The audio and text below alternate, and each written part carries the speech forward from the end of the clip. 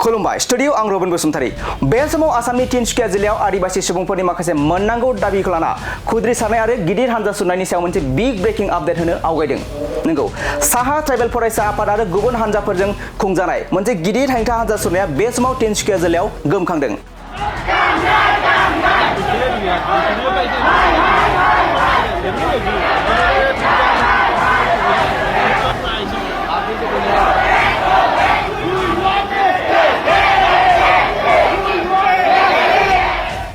बे खुद्रिसारनाय आरो हानजा सुरनाया साहा आरो आदिबासी हारिनि थाखाय शेड्यूल ट्राइब थामहिनबा एसटिनि थामोनथा होनाय हा गैजायै नखरफोरनो हा पट्टा रानना होनाय आरो साहा बागानाव खामानि मावग्राफोरनि सानफ्रोमबोनि हाजिराखौ 351 रांसिम बांहोनो दाबि खालामनायनि सायाव खुद्रिसारदों थागिबि सुबुंफोरा।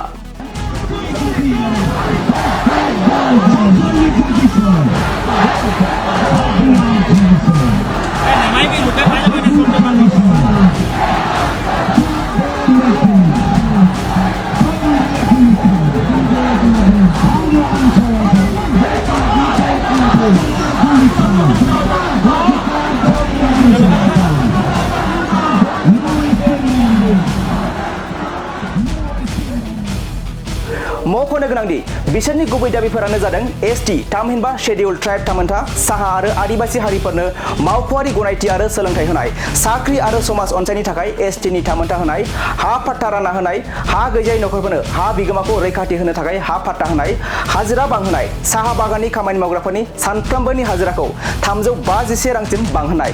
बे सोमावसारनायाव 1 लाखनिबो बांसिन सुबुंफोरा बाहागो लादों जाय समाजारि रांखान्थियारि नेवसिनाय आरो गोबाव जानाय थांना थानाय राहानि सायाव आसामनि थागिबि हारिफोरनि बांबोनाय गोसो बायनायखौ दिन्थियो।